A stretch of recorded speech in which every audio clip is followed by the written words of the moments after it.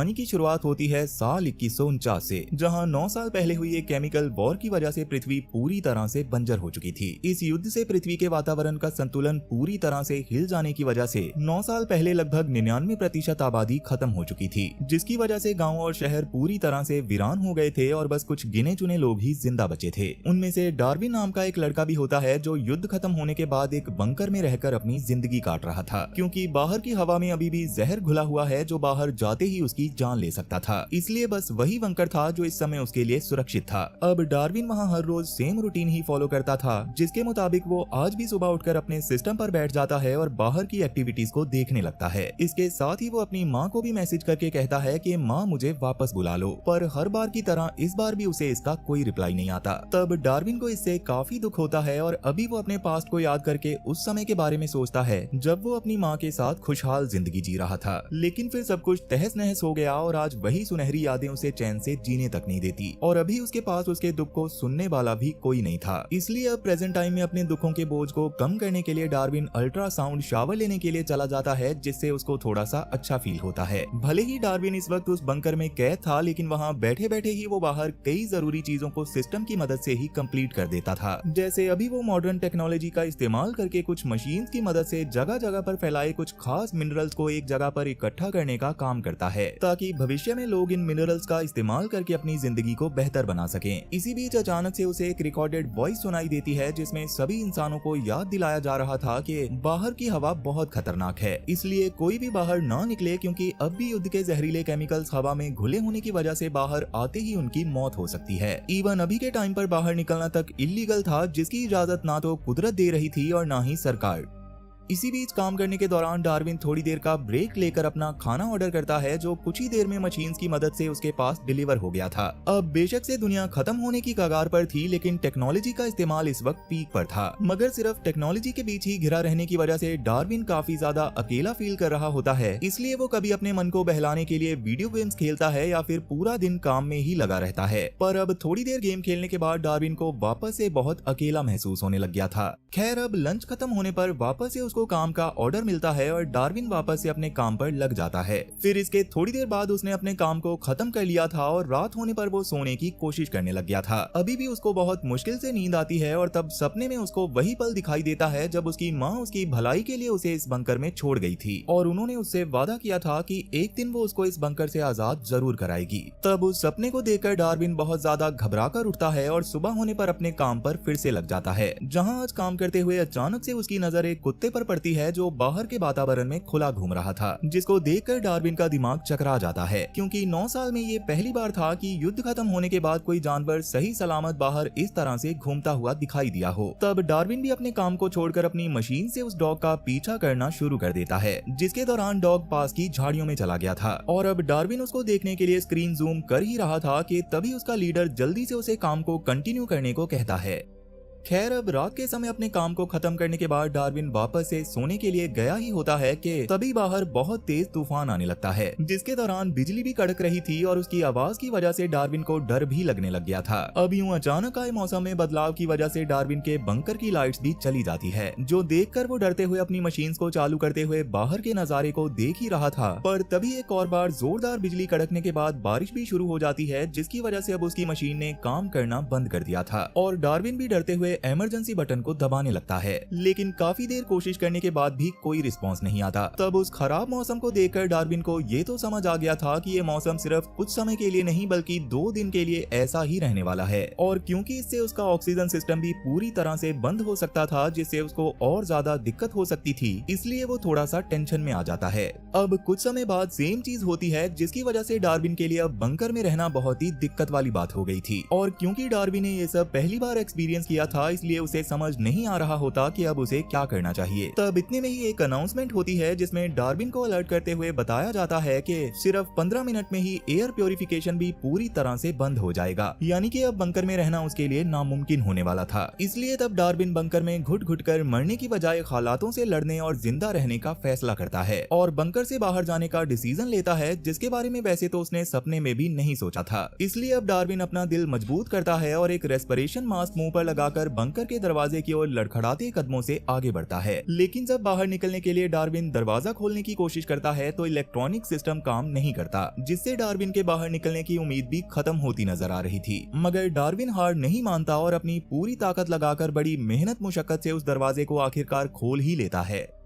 जिसके बाद इतने सालों में वो पहली बार बंकर की चार दीवारी से बाहर निकलकर बाहरी दुनिया में कदम रखता है। लेकिन अभी वो थोड़ा सा आगे गया ही था कि तभी उसे मास्क से एक वार्निंग सिग्नल मिलता है, जो इस बात का इशारा कर रहा था कि उसके मास्क का ऑक्सीजन लेवल डाउन होता जा रहा है। इसलिए डार्विन अपनी जान बचाने के लिए वापस से बंकर की ओर भागना शुरू कर देता है, ताकि अभी बाहर की दुनिया के जहरीले ऑक्सीजन की चपेट में आकर उसे अपनी जान ना गंवानी पड़े। अब बंकर में जाने के बाद जब वो बंकर के दरवाजे को बंद करने की कोशिश करता है तो वो बंद नहीं हो रहा होता, जिससे डार्विन और ज्यादा घबरा गया था, क्योंकि ऐसे में बाहर की जहरीली ऑक्सीजन बंकर के अंदर आ सकती थी। पर क्योंकि अब कोई और रास्ता नहीं था, इसी वजह से डार्विन तुरंत अपने ऑक्सीजन मास्क को उतार देता है, क्योंकि अब वो मरने के लिए बस खुद को तैयार कर रहा था। मगर अब काफी देर हो जाने के बाद भी ना तो डार्विन की हालत खराब होती है और ना ही वायरस के कोई सिम्टम नजर आते हैं, जिसे देखकर डार्विन भी काफी हैरान होता है। और अब उसे समझ आ जाता है कि वो लोग अब फिर से इस खुली हवा में आराम से सांस ले सकते हैं, क्योंकि इतना टाइम हो जाने की वजह से शायद हवा का जहर खत्म हो चुका था। इसलिए अब डार्विन को इतने समय बाद खुली हवा में सांस लेकर बहुत ज्यादा अच्छा महसूस होता है। और जैसे कि इतने समय से डार्विन को ये लगता था कि उसकी माँ जिंदा भी हो सकती है, इसी वजह से वो उन्हें ढूंढने के लिए निकल जाता है, क्योंकि उसके हिसाब से उसकी माँ किसी मुसीबत में भी हो सकती थी, जिसकी वजह से ही वो तब से उससे कांटेक्ट नहीं कर पा रही होगी।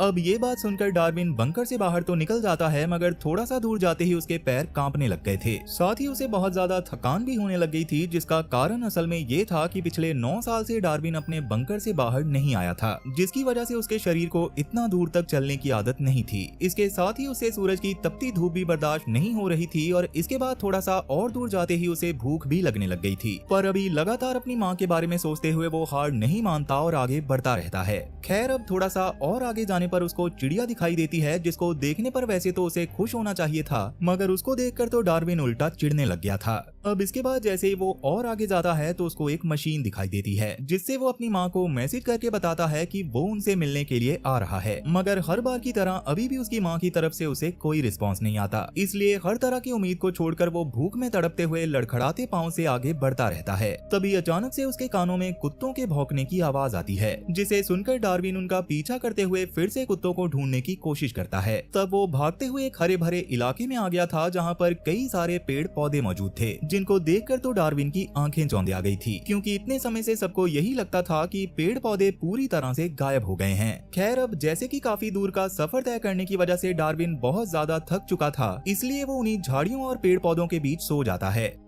तब थोड़ी देर बाद उसकी आंख कई सारे मच्छरों की भिनभिनाहट और कुत्तों के भौंकने की आवाज से खुलती है, जिसे सुनकर डार्विन जल्दी से इधर उधर देखता है और तभी उसकी नजर एक दूर खड़ी लड़की पर पड़ती है, जिसका नाम डारा था। डारा असल में उस कुत्ते की मालकिन थी और उसे ढूंढते हुए ही वो यहाँ तक आई थी। तब जैसे ही डारा जमीन पर लेटे हुए डार्विन को देखती है तो बहुत ज्यादा शौक होकर डार्विन से सवाल करती है कि आखिर तुम कौन हो। मगर डार्विन उसे कोई जवाब नहीं दे पाता और उसे देखता ही रहता है, क्योंकि डार्विन ने काफी लंबे वक्त से किसी से बात नहीं की थी, इसलिए वो बोलना लगभग भूल गया था। हालांकि वो डारा से बात करना चाहता था, पर अभी वो ऐसा नहीं कर पाता और अजीब सी आवाज निकालने लगता है, जिससे डारा को लगता है कि वो कोई खतरनाक और अजीब इंसान है, इसलिए वो उससे डरते हुए दूर भागना शुरू कर देती है। तब डार्विन भी उसका पीछा करना शुरू कर देता है, क्योंकि शायद डारा उसकी माँ तक पहुँचने में उसकी मदद कर सकती थी। मगर ये देखकर डारा और भी ज्यादा डर गई थी, इसलिए तुरंत ही उसने वार्निंग अलार्म्स को शुरू कर दिया था, जिसकी वजह से डारा की पूरी फैमिली जंगल में उसको बचाने के लिए आ गई थी, जो सरकार से छुपकर इन्हीं जंगलों में रहा करती थी।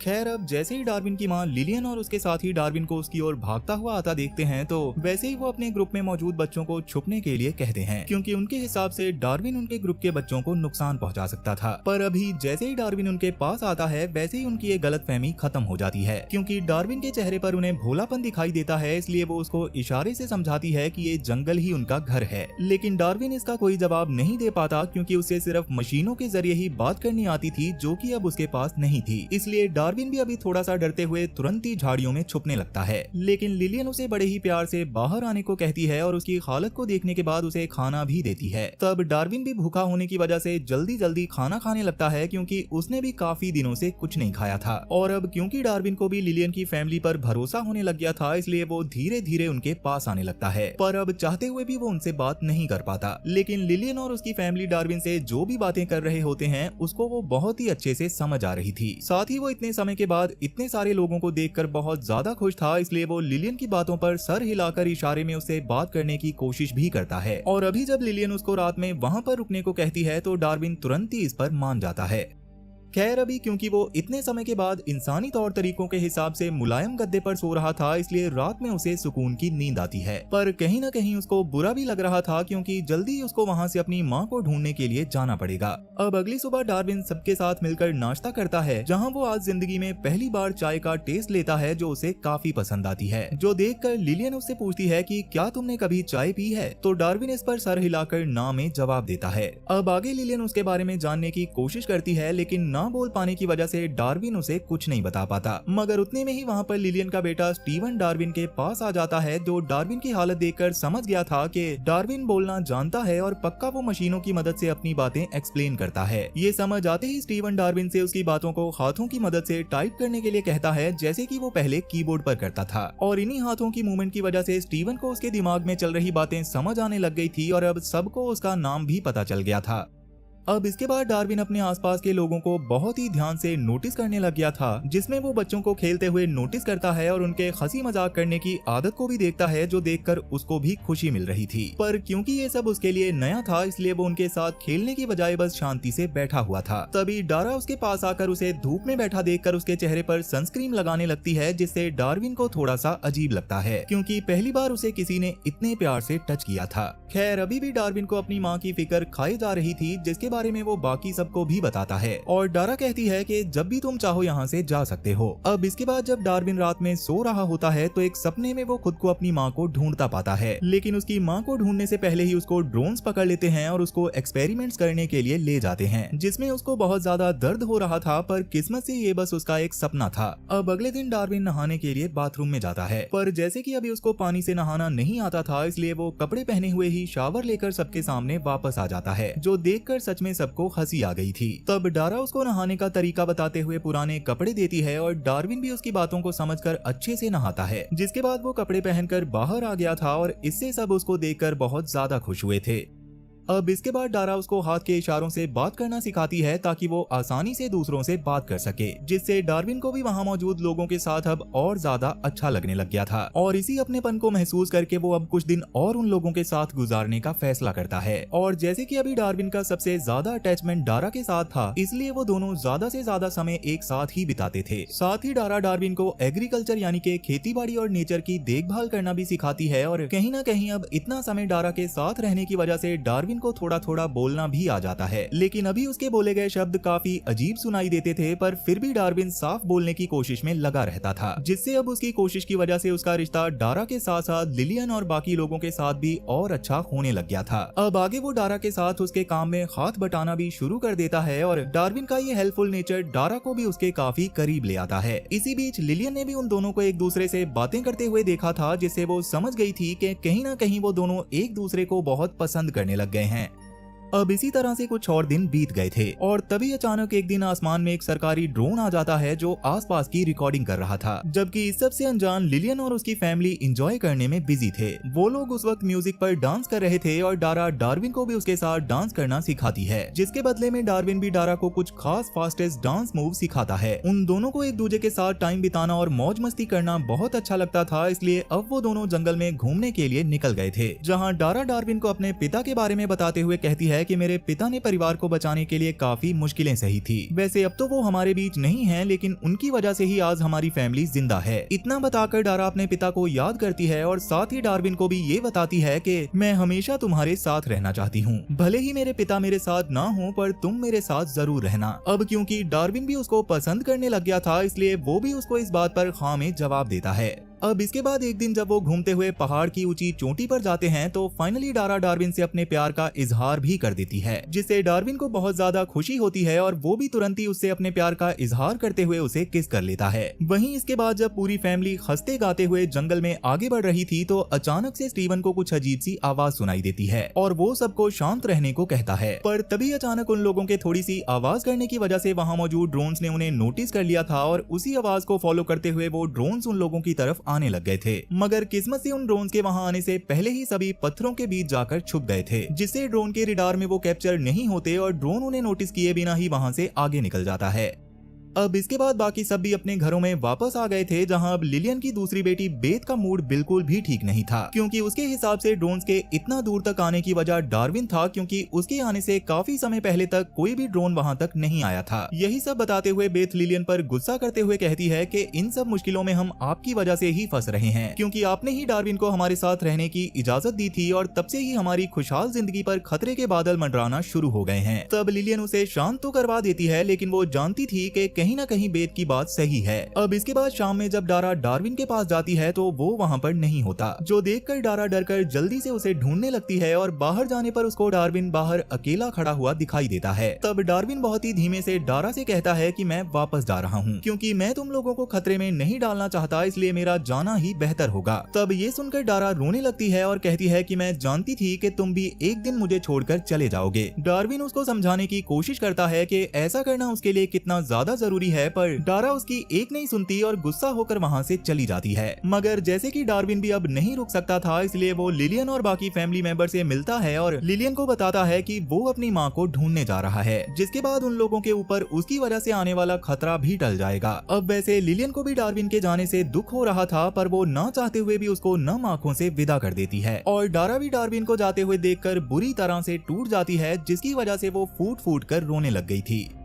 वहीं डार्विन अब अकेले ही आगे के सफर को तय कर रहा था, जहां रास्ते में वो ड्रोन पर नजर भी रख रहा था, क्योंकि अगर वो ड्रोन की नजर में आया तो शायद उसको फिर से पकड़ लिया जाता और डार्विन ऐसा बिल्कुल नहीं चाहता था। खैर, अब इसके बाद चलते हुए डार्विन एक कम्युनिकेशन मशीन के पास पहुंचता है, जहां उसने लिलिया की दी हुई चाबी लगा दी थी, जो लिलिया ने उसको घर से निकलते समय दी थी, ताकि वो उनके आसपास के एरिया के कम्युनिकेशन सिस्टम को एक्टिव कर सके। अब उसकी मदद से इस बार कॉन्टेक्ट करने पर उसका अपनी माँ से कॉन्टेक्ट हो जाता है, जो अभी भी इतने सालों से डर के मारे अपने ही बंकर में रह रही थी, जो जानकर डार्विन जल्दी से अपनी माँ के बंकर के पास जाता है और उन्हें बाहर आने को कहने लगता है। पर उसकी माँ अभी भी काफी ज्यादा डरी हुई थी, इसलिए वो बाहर आने से डर रही थी। साथ ही वो अभी डार्विन को पहचान भी नहीं रही होती, इसलिए वो डार्विन के पास एक ड्रोन भेजती है, जिसमें डार्विन अपने बारे में सब बताता है, जो जानकर डार्विन की माँ वैसे तो थोड़ा सा अजीब बिहेव करती है, पर बाद में वो फाइनली डार्विन के पास चली जाती है। तब डार्विन उनको पास्ट की सारी बातें याद दिलाने की कोशिश करता है, पर अभी भी उसको सब सही से याद नहीं आ रहा था, इसलिए वो डार्विन की बात का कोई जवाब भी नहीं दे रही थी। तब डार्विन बंकर के अंदर जाकर उससे उनके कंप्यूटर को इस्तेमाल करने की परमिशन मांगता है और एक कोड डालने के बाद उसको लिलियन और उसकी फैमिली की फोटोज दिखाता है। पर अभी भी जब उसकी माँ कोई जवाब नहीं देती तो डार्विन वहाँ से जाने लगता है, लेकिन तभी उसकी माँ उसे नाम लेकर पुकारती है और उससे पूछती है कि क्या तुमने वीडियो गेम्स खेलना छोड़ दिया। तब ये सुनकर डार्विन बहुत खुश होता है, क्योंकि उसकी माँ ने उसे पहचान लिया था और उनकी पुरानी यादें भी वापस आ गई थी। अब डार्विन वहां से सीधा डारा के पास पहुंचता है, जो अब भी उसके इंतजार में बैठी थी, और वो डार्विन को देखकर बहुत ज्यादा खुश हो जाती है, जिसके बाद वो दोनों किस करते हुए जिंदगी भर एक दूसरे के साथ रहने का फैसला करते हैं। और इसी के साथ ये कहानी यहीं पर खत्म हो जाती है। तो वीडियो पसंद आई हो तो वीडियो को लाइक जरूर करना, और अगर तुम इस चैनल पर पहली बार आए हो तो जल्दी से इसे सब्सक्राइब कर लो, क्योंकि इस चैनल पर ऐसी और भी इंटरेस्टिंग वीडियोस आने वाली हैं। तो चलो फिर मैं अब आपसे मिलूंगा ऐसी ही एक और इंटरेस्टिंग वीडियो के साथ, और तब तक के लिए टाटा और गुड बाय।